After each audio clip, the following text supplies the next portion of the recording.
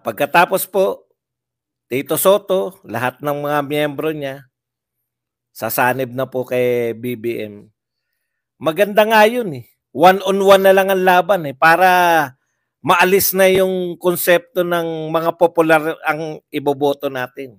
Ibig sabihin, palpa kayong mamuno, palpa kayong pumili ng kakampihan, palpa kayo, hindi kayo para sa bayan. Ito nga mga kababayan, bago natin ituloy ang video na ito, kung bago ka lang sa aking YouTube channel baka pwede makahingi ng like at subscribe at click mo na rin ang notification bell para updated ka sa aking nilalabas na bagong video. Salamat po.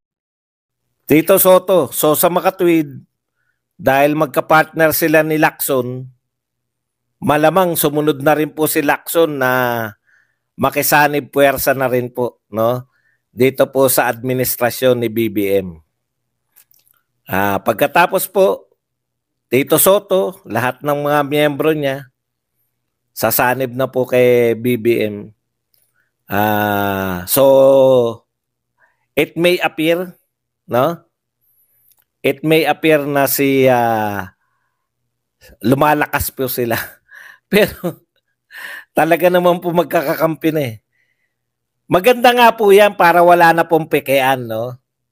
Maganda po yan na nahahati na lang, no? Pro BBM o pro Duterte, di ba? Maganda po eh. Nagiging dalawang grupo na lang. Wala na tayong yung mga marami. Magsama-sama man sila o maghiwa-hiwalay man sila, wala pa rin po, hindi pa rin naman nila kayang pabagsakin yung popularidad ni Sara Duterte, yung popularidad ng mga Duterte senatoriables. Maganda nga yun eh. One-on-one na lang ang laban eh, para maalis na yung konsepto ng mga popular ang iboboto natin. Gumaganda na po ang lineup nila, di ba? Pag lineup nila, Tito Soto, Ping Lacson, yung mga Tulfo, yung mga natitira pang Tulfo. Para po, isa na lang po ang pagpipilian ng mga Pilipino. Pag marami po kasing pagpipilian, si Pacquiao pa pala, kasanib na rin, di ba? Kasanib na ni PBBM. Alam niyo po, pag marami pong pagpipilian, lugi po tayo eh. Bakit? Pag maraming nagpasok ng kandidato, ang tendency po niyan, manalo po yung mga popular. So mananalo sila Tulfo, sila si Tito Soto, sila Lacson, si Pacquiao. Pero pag one-on-one po ang laban, malinaw po yan, no? Pro Marcos versus pro Duterte. So mamimili lang po yung tao. Ano ang mas magandang administrasyon? No? Yung administrasyon ba ni Pangulong Duterte o administrasyon ni Pangulong Marcos? Todohan. 'Di ba kasi nakakalito pa eh.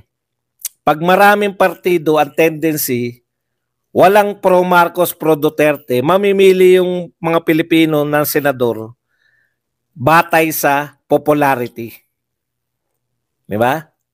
Okay, so mamimili sila. Pag naging dalawa na lang ngayon.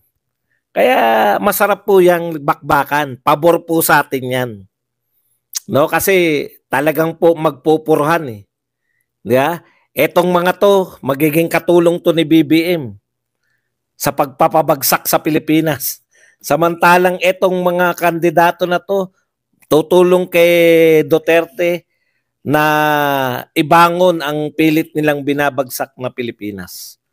Kaya mas pabor po 'yan. Wag po kayong yung iniisip nyo na puta dumadami kalaban natin. Hindi po dumadami. Umuunti nga po yung kalaban. 'Di ba? Nagiging isang grupo na lang. So pag nakipagsanib sila kay Marcos, hindi nila pwedeng ikatwiran ngayon na hindi sila damay sa ang umaayaw kay Pangulong Marcos. Hindi sila pwedeng sabihin nila, ay hindi kami kasama ni Marcos sa administrasyon. Hindi kasama. Kasasanib nyo lang eh. So isa na lang po yung babanata natin. 'Di ba? Babanata na lang natin yung mga nagawa ni Pangulong Marcos na sa kasalukuyan ay panay problema. Hindi ha? Hindi, pabor po sa atin yan. Kasi dalawa lang yung lineup eh.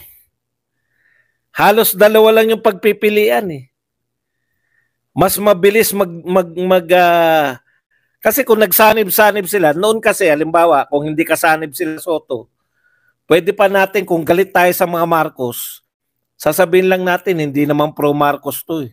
Ayaw kong straight yung Duterte. Ganito po iniisip ng mga Maka-Duterte ha. Maka-Duterte ako pero ayaw ko straight. Sayang naman sila Lacson. Sayang naman sila Soto. Hindi naman sila kapartido ni Marcos. Di ba? Sayang naman si Pacquiao. Sayang naman si Isko. Ibuboto ko yan. Di ba? Yun yung iniisip nila. Kaya ilalaglag ko yung mga ibang kandidato ni Duterte. Pero, pag etong mga personalidad na to, hindi, hinalimbawa ko lang po baka may mag-react namang Isko. Etong mga personalidad, kumampi na kay Marcos, wala ka ng duda, hindi na nila pwedeng i-deny. Hindi nila pwedeng sabihin na maghugas kamay sila. Hindi naman kami parte ng Marcos administration. Hindi pala kayo parte. Bakit dyan nyo piniling kumampi?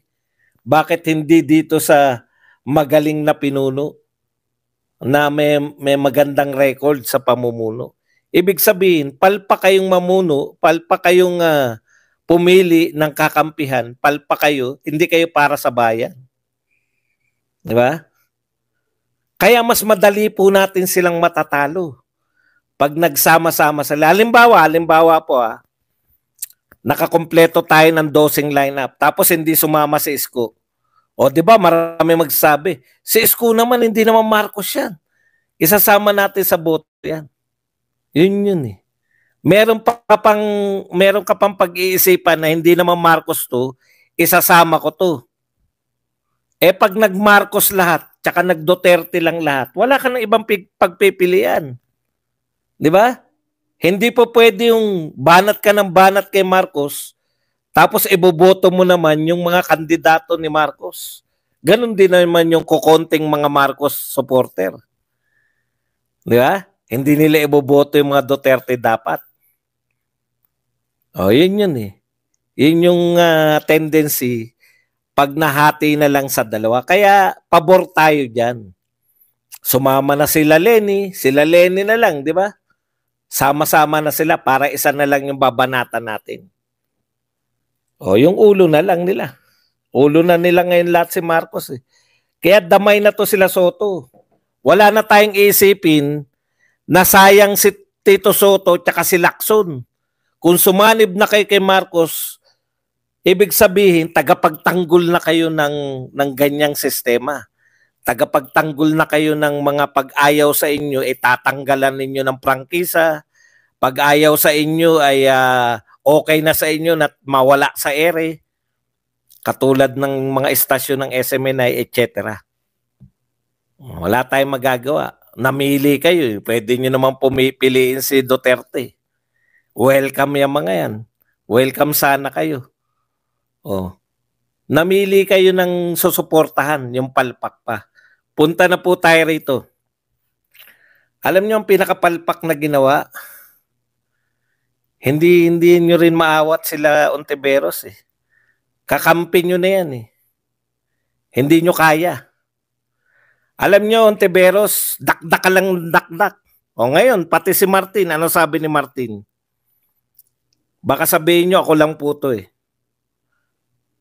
Teka lang Sasabihin ko po sa inyo yung sinabi ni Martin. Alam ni Martin, matalino yan si Martin eh. Hindi nga lang, ginamit niya nga lang yung katalinuhan niya sa iba. Sa pantutuso.